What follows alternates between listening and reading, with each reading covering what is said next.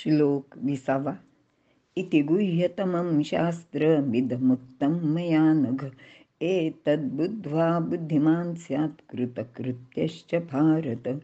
ओम तत्सदिति श्रीमद्भगवद्गीतासु उपनिषत्सु ब्रह्मविद्यायां योगशास्त्रे श्रीकृष्णार्जुनसंवादे पुरुषोत्तमयोगो नाम पंचदशोऽध्यायः।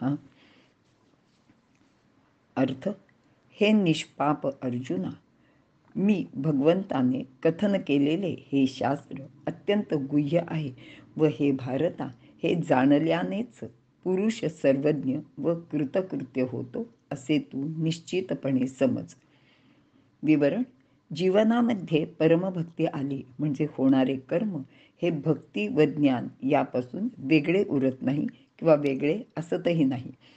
कर्म, भक्ती व ज्ञान या तिघांचे मिळून एकच एक रमणीय रूप होते आणि त्यातूनच अद्भुत प्रेममय व ज्ञानमय सेवा सहजच निर्माण होत जाते. आपले प्रेम कर्मात प्रकट करायला हवे. प्रेमाचे बाह्य रूप सेवा आहे. प्रेम अनंत सेवा कर्माने नटलेले असते. प्रेम असले की तेथे ज्ञानही येते. ज्याची सेवा करायची त्याला काय आवडेल किंवा काय आवडते याचे ज्ञान आपल्याला असायलाच हवे.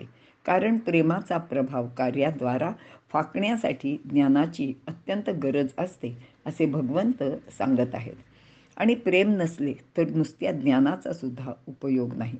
प्रेमाने होणारे कर्म इतर कोणत्याही कर्मापेक्षा निराळे असते.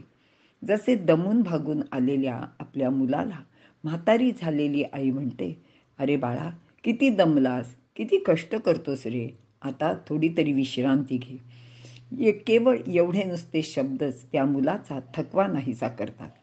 या लहानशा प्रेममय कर्मात केवढे मोठे सामर्थ्य आहे. जीवनातील सर्व कर्मात ज्ञान व भक्ती म्हणजेच प्रेम ओतणे म्हणजेच पुरुषोत्तम योग आहे. अनघ म्हणजे निष्पाप. या श्लोकात भगवंत अर्जुनाला निष्पापा असे म्हणत आहेत, कारण अर्जुनाचे अंतःकरण अत्यंत शुद्ध आहे. त्याचे मनात कोणत्याही प्रकारची कोणाबद्दलच असूया नाही, पाप नाही. तसेच भगवंताबद्दल त्याची दृष्टी अत्यंत निर्दोष अशी आहे किंवा दोषरहित आहे. ज्याची दृष्टी दोषरहित नसते त्याचे जवळ कोणतीही गुप्त गोष्ट सांगू नये. कारण दोषदृष्टी असण्याचे मुख्य कारण अभिमान असतो आणि मनुष्याजवळ ज्या गोष्टीचा अभिमान असतो त्या गोष्टीची त्यामध्ये अत्यंत उणीवसुद्धा असते आणि ती उणीव तो दुसऱ्यामध्ये पाहतो. स्वतःमध्ये चांगुलपणाचा अभिमान असेल तर तो दुसऱ्यामध्ये वाईटपणाच पाहतो. पण अर्जुन मात्र असा नव्हता. त्याचे नावातच सरळपणा, रुजुता आहे. म्हणूनच भगवंतांनी त्याला अत्यंत गोपनीय गोष्ट त्याचे जवळ सांगितली. यापूर्वी 9व्या अध्यायात त्याला राजगुह्य सांगितले होते, पण आणि येथे ते गुह्यतम शास्त्र त्याला सांगत आहेत. इति गुह्यतमं शास्त्रमिदं. मागील अध्यायात अव्यभिचारिणी भक्ती सांगितली आहे. 15व्या अध्यायात क्षर, अक्षर आणि पुरुषोत्तम याचे वर्णन केले आहे. या विषयाची पूर्तता इति इदम या पदाने केली आहे. इति म्हणजे अशा प्रकारे आणि इदम म्हणजे हे. भगवंतांनी 18व्या श्लोकात आपला खरा परिचय देऊन अत्यंत गोपनीय गोष्ट प्रगट केली की मीच पुरुषोत्तम आहे. म्हणूनच याला गुह्यतम असे म्हटले आहे. शास्त्रात प्रायः संसार, जीवात्मा व परमात्मा यांचे वर्णन येते. या तिन्हीचे वर्णन या अध्यायात आले आहे, म्हणून याला शास्त्र सुद्धा म्हटले आहे. या गुह्यतम शास्त्रात भगवंत प्राप्तीचे 6 उपाय सांगितलेले आहेत. ते आपण थोडक्यात पाहूया. 1. संसाराला तत्वाने जाणणे, श्लोक 1. 2. संसाराशी मानलेला संबंध सोडून केवळ भगवंताला शरण जाणे म्हणजेच हरिशरणता, श्लोक 4. 3. आपल्यात स्थित असलेल्या परमात्म तत्वाला जाणणे, श्लोक 11. 4. वेदाध्ययन करून तत्वाला जाणणे, श्लोक 15. भगवंताला पुरुषोत्तम म्हणून जाणून सर्व प्रकारे त्याचीच भक्ती करणे किंवा भजन करणे म्हणजेच अव्यभिचारी भक्ती करणे, श्लोक 19. 6 संपूर्ण अध्यायाचा अभ्यास करून त्यातील तत्व जाणणे असे श्लोक 20व्यामध्ये सांगितलेले आहे. भगवत प्राप्तीचे असे सुगम उपाय या अध्यायात सांगितले आहेत आणि म्हणूनच याला भगवंताने शास्त्र असे म्हटले आहे. मया उक्तम, मया म्हणजे माझ्याद्वारा, म्हणजेच भगवंताचे द्वारा, उक्तम म्हणजे सांगितले गेले आहे.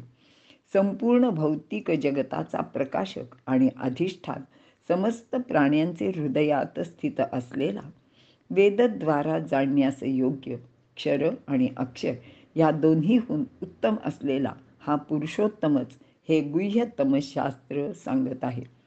कारण त्याचे विषय सांगणे इतरांना शक्य नाही.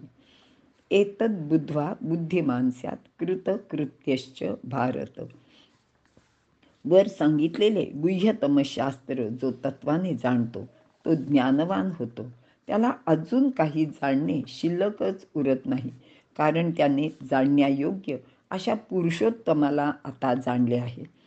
परमात्म्याला जाणण्याने त्याची मूढता, अज्ञान नष्ट होऊन जाते. परमतत्वाला जाणल्या व्यतिरिक्त इतर लौकिक विद्या, कला, भाषा, विज्ञान इत्यादी काहीही आणि कितीही जाणले तरी ते अपूर्ण असते आणि अजून काहीतरी जाणण्याचे शिल्लक राहिले आहे असे वाटत राहते.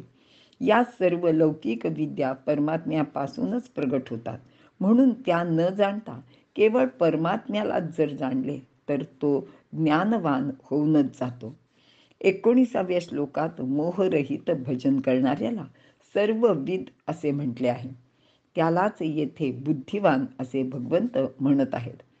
भगवंत तत्वाची ही विलक्षणता आहे की कर्मयोग, ज्ञानयोग, भक्तियोग या तिन्हीपैकी कोणत्याही एकाच्या सिद्धीने कृतकृत्यता, ज्ञात ज्ञातव्यता आणि प्राप्त प्राप्तव्यता या तिन्ही गोष्टी माणसाला मिळूनच जातात.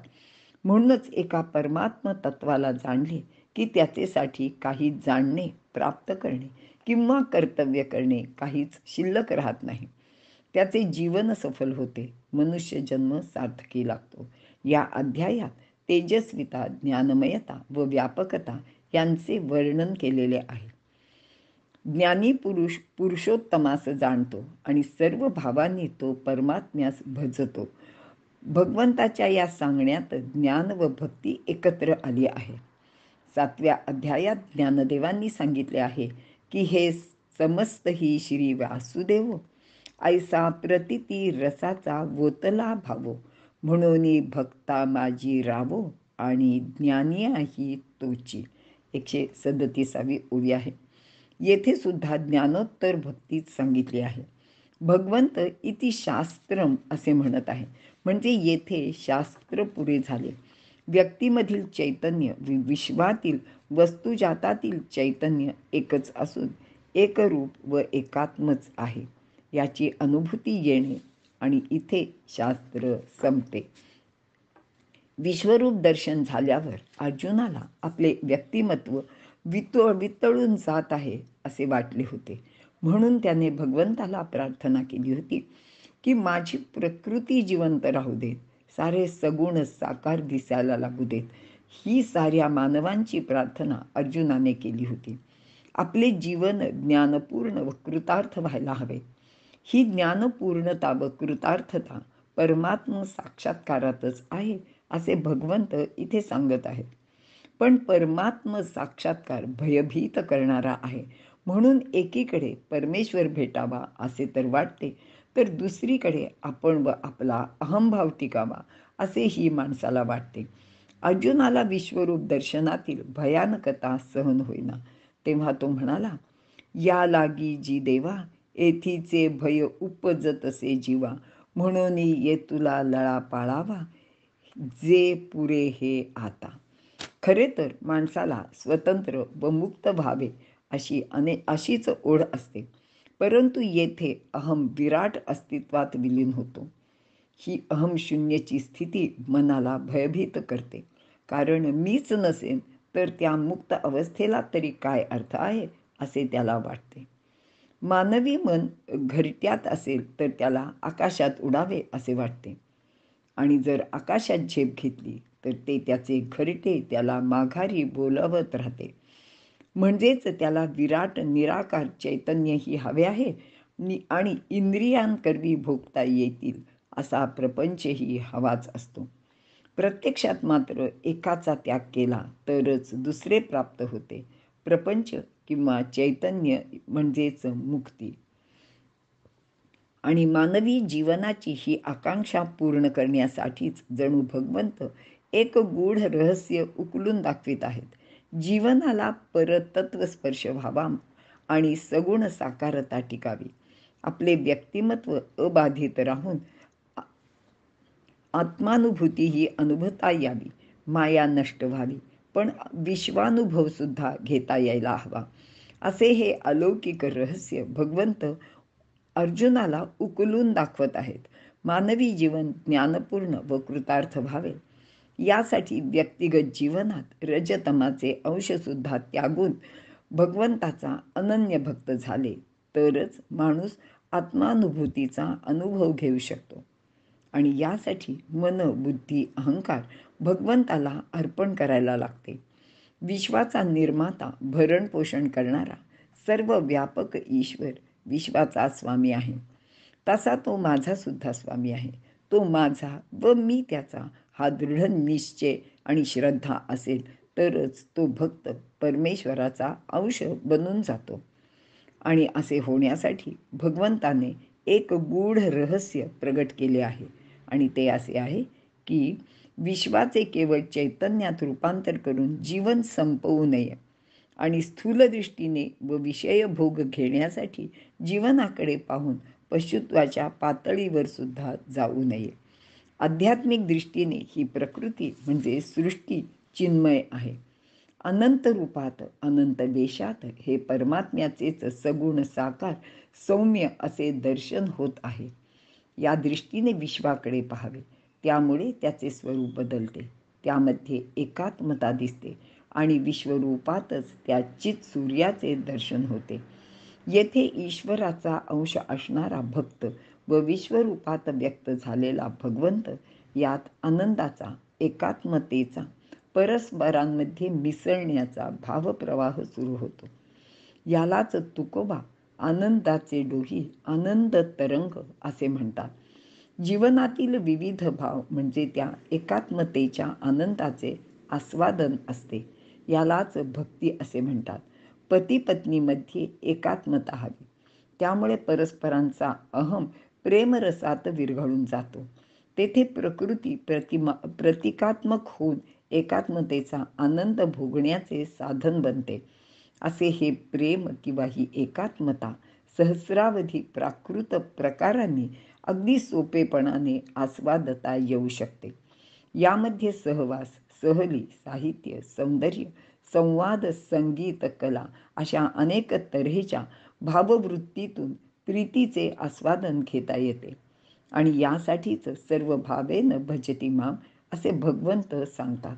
सर्व भावांनी व सर्व इंद्रियांनी एकात्मतेचे म्हणजे ईश्वराचे दर्शन व आस्वादन घेणे म्हणजेच ज्ञानवान व भक्त होणे. असा हा ज्ञानवान व भक्त कृतार्थ होतो.